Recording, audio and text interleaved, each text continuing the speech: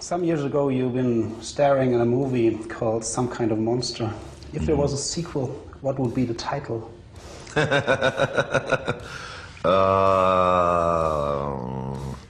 Some Kind of Monster would be...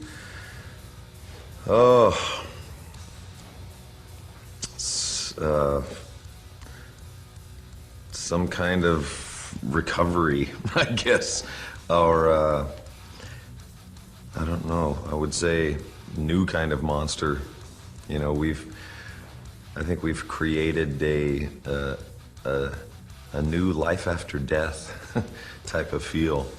I think that sane anger, all of that was a chapter that has closed, and it feels like it was very cleansing. And it really, it had to happen, we understand that. But it was difficult, very difficult, and it felt like a near-death experience for Metallica. And I think we have like extra life now because of that. I feel that all the things I've understood about the near-death experience, when you finally realize what things you do have, the gratitude you need to show for them, you become extra alive. And I think that's where we are right now. So you're so very alive. I heard the record. Congratulations, it's a great record, I think. Thank you. But it's titled Death Magnetic. Mm-hmm. So how does this go together, this feeling of being so alive?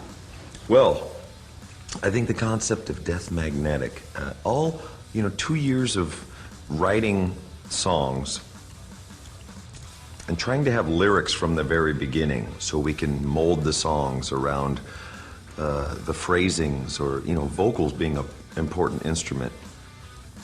Going through lots of different concepts and phases in 2 years, thought process, what I'm influenced by. One of the things was working with Rick Rubin, I started to rediscover Johnny Cash. And I saw an interview with Johnny about his actual near-death experience, where he saw the light and the tunnel and everything. And the way he described it was powerful.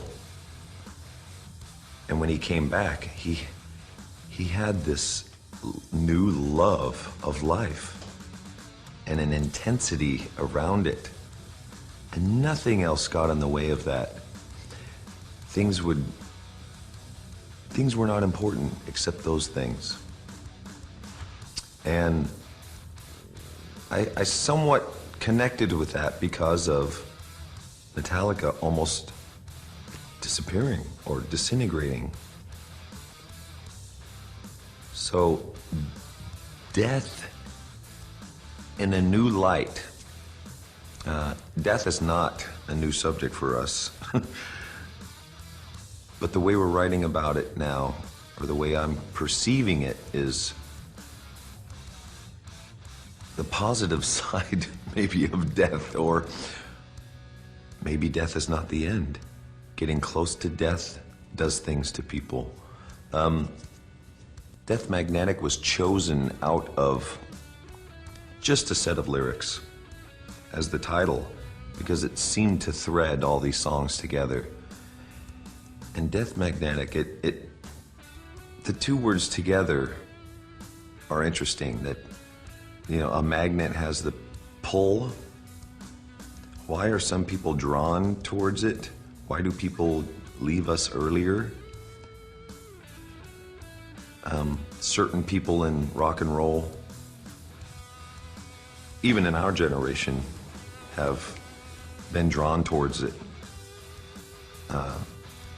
Overdosing on drugs or whatever it may be. And then the other side of that, the pushing away, the other side of the magnet pushes away. And to me it was interesting that a lot of people, especially in my growing up, my religion, not a lot of talk about after someone died. There was no funeral, there was no anything. It was just, they were gone. No grieving. There was not a lot of talk about death. Even when you know, one of our 3 cats was all of a sudden not there anymore. Dad, what happened? Oh, she ran away, you know. Yeah, ran away into the backyard under some dirt. But not a lot of talk about it. So the fear of death, or the not wanting to talk about it, even when you're in a room where, like, my mom was passing away in front of us, there was no talk about it. The big white elephant in the room, no one wants to speak about it, at least in my upbringing, or in America a lot. So the 2 sides of that have seemed pretty interesting. Death, of course, is a constant theme in your lyrics. Do you feel an attraction by death? I think there's both. I think the attraction, getting to the edge of life, feeling alive by fear of death, wanting to have the adrenaline hit all the time. It became addicting, and obviously some of the antics on the road, you know, I certainly could have died many times, and I think everyone can share that somewhat as a universal feeling. Oh, that time when the red light was red or something, but there's always something that was close. And I think also just the fear of death. What is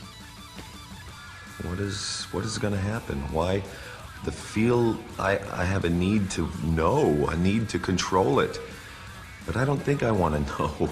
It's just a constant kind of battle for me, being okay with it, and then not being okay with it, back and forth.